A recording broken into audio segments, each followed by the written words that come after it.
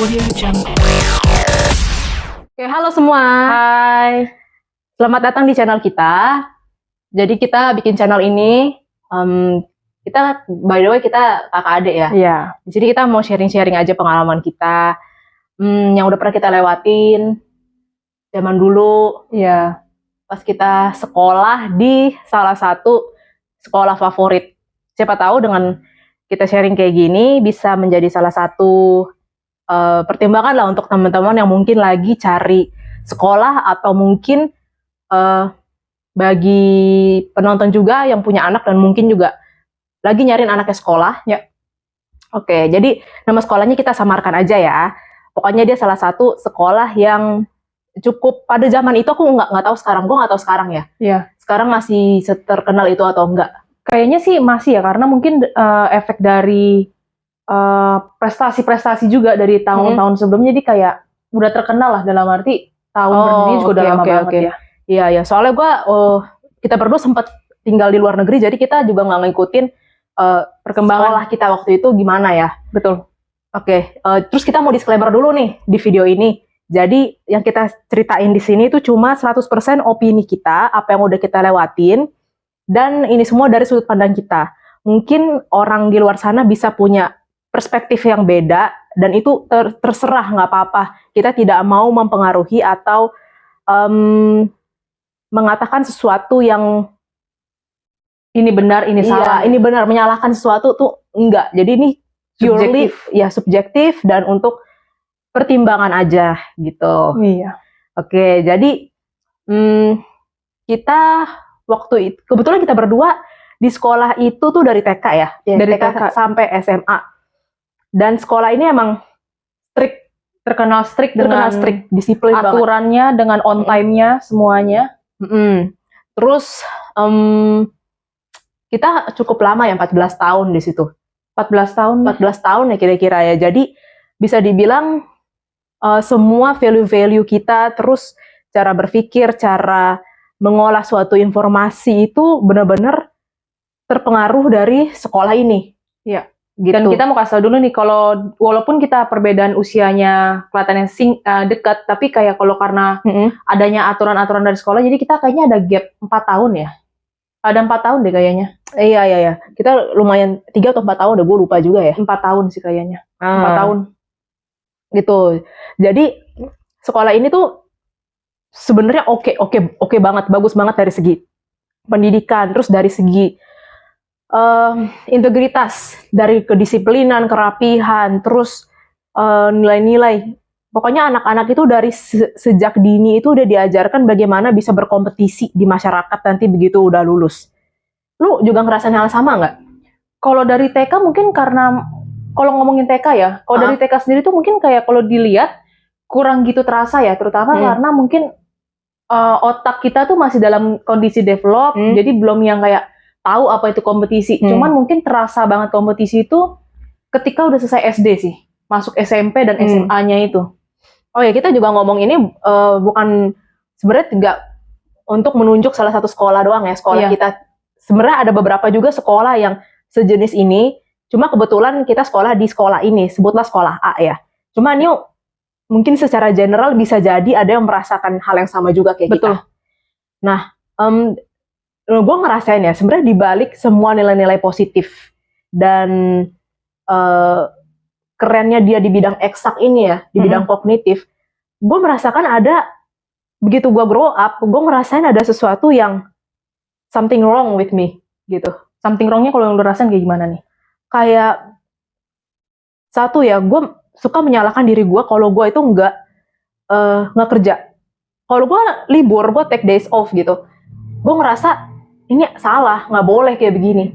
Dan gue juga craving untuk sukses terus. Kayak gue kalau nggak di nomor 1, gue nggak bisa, gue nggak terima kalau gue di nomor 2 pada zaman itu ya. Ada masanya lah setelah gue lulus. Jadi pada saat gue kuliah nih, dosen gue bilang waktu itu, ini punya lu nggak bagus, lu nggak bisa bikin kayak gini. Gue di situ gue langsung down banget. Downnya tuh sampai gue waktu itu gue kuliah di luar negeri, gue minta pulang ke Indonesia. Kena mental banget ya? Karena mental banget, karena gue terbiasa selalu dibilang gue oke banget gitu. Oke. kayak Kalau gitu. dari segi pertemanan sendiri lu ngerasa gimana? Kalau segi pertemanan, gue jadi selektif, which is good ya kalau selektif. Cuma waktu itu kebetulan sekolah gue kan same gender juga ya waktu itu. Iya. Semua jenis kelaminnya sama. Gue ada masalah isu dengan bergaul dengan lawan jenis waktu itu. Oke. Kayak gitu. Cuma itu mungkin yang masalah lawan jenis bisa kita bahas di video berikutnya ya. Berikutnya. Di sini yang gue pengen bahas itu adalah masalah kesehatan mental lu di bidang kompetisi, di bidang menghargai diri lu sendiri, memberikan lu waktu untuk istirahat. Lu merasakan yang sama gak sih? Kalau gue sih mungkin dari tempat kuliah antara gue sama lu kan mungkin kita cukup berbeda nih pada saat S1-nya ya. Sorry, lu SD 3 ya waktu itu? Waktu gue ambil diploma dulu sih. Oke, diploma. Pas lulus. Nah, mungkin kebetulan itu lu diploma di negara yang kulturnya Asia, sedangkan gue langsung S1 nih. Langsung ke dunia barat gitu loh. Jadi yang gue rasain pada saat itu sih paling terutama tuh adalah bagaimana gue pas awal-awal itu ngelihat ketika masuk ke dalam kuliah, gue langsung mikir, oh ya, settingan otak gue nih, gue harus menjadi versi diri gue yang terbaik. Jadi kayak ya, otak gue udah ambisius, kompetitif banget kan. Kompetitif banget. Jadi sampai tahap di mana waktu itu guru gue sendiri tuh nanya bener-bener, liburan, pada saat liburan atau enggak ketika weekend lu ngapain? Guru gue sampai shock karena gue bilang, oh gue belajar, gue revisi semua yang udah dipelajarin. Jadi makanya kenapa gue ketika datang ke kelas ini, gue akan menanyakan pertanyaan dari pelajaran sebelumnya karena gue sudah merevisi, gue melakukan research. Jadi gue udah prepare nih ketika nanti gue mau ujian. Dia sempat kayak terbelakang kaget karena kayak dia bilang, wah gue baru pertama kali ketemu student kayak begini karena pertama gue amazed karena lu bener-bener kelihatannya suka banget dengan pelajaran ini. Tapi satu sisi gue ngeliat apakah kamu bener-bener oke dengan kesehatan mental. Pada saat itu gue tuh ngomong sama dia, oh ya memang gue nggak butuh weekend karena gue udah terbiasa. Iya, gue juga sama kayak gitu. Orang-orang nanya, lu nggak istirahat apa ya? Kayak gitu kelihatannya kan. Di mata orang kan kayak ini ada masalah nggak atau apa gitu kan? Tapi di kita mungkin kita nggak bisa bercermin. Bahwa actually kita bener-bener butuh rest gitu kan. Rest bener-bener take a day off untuk kita self care dengan diri, terus dari itu aktualisasi dengan bidang-bidang yang lain kita mau gitu ya. Bener-bener. Gue nggak tahu sih term dalam psikologi apa ya namanya. Pasti ada deh. Yang apa nih? Ya kayak gini, kayak lu merasa anxious terus lu berasa kayak kalau lu nggak kerja, lu menyalahkan diri lu gitu. Mungkin sebenarnya kalau term psikologi sendiri itu gue juga kurang tahu pastinya apa. Tapi itu mungkin sebuah manifestasi di otak kita yang sudah terbiasa dari kecil, dari lingkungan, mungkin dari keluarga juga maupun dari masyarakat, dari sekolah itu sendiri, membiasakan kita untuk istilahnya otak kita selalu berjalan terus dengan cepat. Kayak seakan-akan kalau rest itu ini salah gitu loh, itu sudah terbentuk sekian lama tahun gitu loh, nggak cuma yang kayak cuma 1-2 tahun. Itu kan jadi ketika proses di mana harusnya mungkin di usia anak-anak kita ada saatnya bermain, ada saatnya belajar, ini mungkin kayak karena digencar dengan belajar terus, oh iya belajar terus adalah hal yang normal, tanpa adanya rest. Iya benar. Gue begitu gue kilas balik lagi, gue nyadar nih yang membuat gue kayak gini adalah pas gue sekolah dulu, terutama pas gue SMA. SMA ya paling gila ya. Kita berdua BTW kita sekolahnya sama ya. Iya. Kita kakak adik dan sekolah sama. Lu ingat gak sih waktu kita sekolah dulu tuh, gue bisa loh, gue gak tau di angkatan lu ya, cuma di angkatan gue tuh bisa setiap hari tuh namanya ulangan, dan sehari lu bisa ada jatah 1-2 kali ulangan dadakan gitu. Oh, kalau ulangan dadakan sih gue pas SMP tuh masih ada. Tapi kayak gurunya tuh udah kasih hint gitu loh. Tapi ketika SMA, di zamannya gue nih ya, Ci, zamannya gue tuh udah hilang bener-bener gak ada ulangan dadakan sama sekali. Nah, iya weh, jadi gue pas SMA tuh setiap hari otak gue tuh ke-trigger, gue harus belajar deh, karena gue harus berjaga-jaga, besok ulangan, dan benar-benar pas gue SMA itu sesuatu benar-benar diukur dengan angka. Semuanya. Iya, pada saat itu yang gue inget banget, itu gila banget sih. Gue lupa gue kelas 2 SMA atau 3 SMA ya. Itu nilai terjelek di satu kelas gue itu rata-rata ya, gue ngomong rata-rata itu di angka 81, berapa gitu. Di rapornya? Iya, nilai rata-rata. Oh iya ya, KKM-nya soalnya udah tinggi banget sih ya. Pas Iya. itu lu KKM berapa sih? Gue pokoknya waktu itu di angkatan gue di angka 70 sama 75 itu udah dinilai terendah lah, lu remedial. Di angkatan gue 80 udah KKM. Tuh, kayak jadi kita tuh digas terus gitu dengan iming-iming lu sekolah terbaik nih, lu jangan sampai bikin ranking sekolah ini turun gitu karena angkatan lu. Itu pesan yang tersirat yang gue tangkap pada saat itu ya. Gue nggak tahu kalau teman-teman gue lain yang nonton ini menangkap ya beda. Cuma itu adalah apa yang gue tangkap pada masa itu dan membentuk bagaimana pola pikir gue sekarang. Dan ngomong-ngomong ketika itu ya, pernah nggak sih, terutama pada saat kita SMA kelas 3-nya ya, ditulis nggak sih di papan tulis kayak, oke, misalnya pelajaran matematika rata-rata target satu angkatan berapa, jadi bener-bener ditulis di papan tulis nggak? Minimal berapa, semua Hanya ditulis-tulisin. singet gue ya, apalagi kalau UAN. Dan Gitu. terus kayak ada beberapa temen gue tuh sebenarnya gue juga ngeliat ya, bagaimana mereka tuh kayak terpressure sekali sih jadinya yang kayak, terutama yang mereka mungkin yang pelajaran-pelajaran eksak kurang gitu, Iya. jago ya, Iya. bisa ngomongin. Gue termasuk sih yang jelek pelajaran. Jadi itu gue melihat ketika ditulisin angka itu, angka kayak di ujung papan tulis, mereka tuh jadi kayak anxiously gila-gilaan, bener-bener yang kayak, aduh gue nggak boleh nih karena gara-gara gue rata-rata angkatan turun, terus menjelekkan nama sekolah. Itu Iya, kita dikasih pressure semacam itu. Aduh, parah sih waktu itu. Dan belum lagi sekolah kita mulai jam 7 ya, terus selesai jam 1:30 lewat. Dan lu tahu, gue waktu itu IPS ya, di kelas IPS itu setiap 2 kali seminggu ada pelajaran tambahan lagi sampai jam 4 sore. Dan rumah gue di Tangerang, gue dari Jakarta ke Tangerang itu 2 jam. Gue nyampe rumah tuh udah malam, dan gue masih harus ngerjain PR, ngerjain tugas, terus siapin lagi buat ulangan besok. Gila sih. Itu pada saat kelas 3 SMA bukan ya? Dari kelas 1 SMA kayak gitu terus sama Pelajaran gitu. tambahan? Kalau pelajaran tambahan 3 SMA, cuma pola belajarnya gitu terus. Oke. Gue paham. Karena memang waktu itu di angkatan gue nih pada saat awal-awal, kelas 10, udah dibilangin bahwa belajar tambahan untuk diri kita sendiri tuh minimal 4 jam di rumah. Gila ya. Kayak lu nonton film Korea tuh yang pelajarnya berangkat subuh pulang jam 12 malam.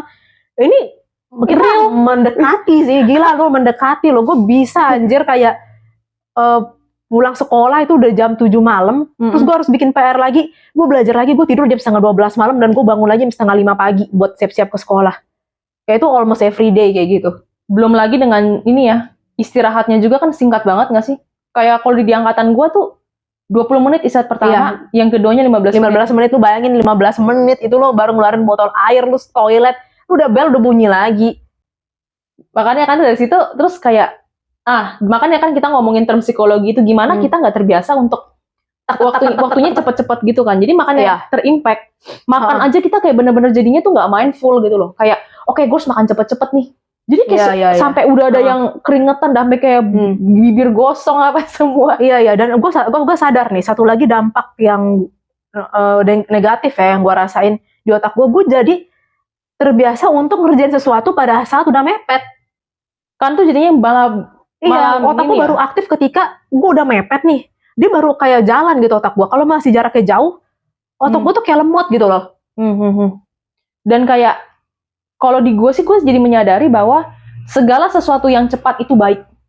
Jadi kayak kalau kita ngeliat hal yang mungkin lambat, ya di persepsi lambat ya, mungkin setiap orang beda-beda ya. Jadinya tuh kayak, ini kerjanya ngaco. Padahal sebenarnya gak semua yang cepat itu baik, dan gak semua yang lambat itu buruk gitu loh. Ada saatnya kita harus memperlambat gak sih tempo kita, untuk misalnya kita harus analisis, atau enggak kita observe, itu kan membutuhkan waktu untuk kayak benar-benar detail kan. Sedangkan dengan kita mempercepat, itu kan jadinya bisa-bisa kita miscalculated semua itu. Iya, bener. Emang memberikan pendidikan untuk anak-anak yang otaknya lagi berkembang di bawah 17 tahun kayak gitu, kita harus pinter-pinter sih sebenarnya. Nggak segala sesuatu tuh bisa diukur dengan angka. Betul. Emang ada hal yang harus diukur dengan progres gitu.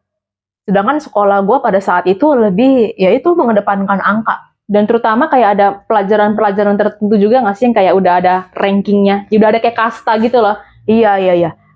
Gue merasa kayak pelajaran yang berbau MIPA itu lebih di nomor satu kan. Kayak kelas matematika itu bisa 8 jam seminggu. Sedangkan kelas lain kayak yang gue suka gitu, kayak bidang Seni ya? olahraga, seni itu cuma dikasih 1 jam, 2 jam.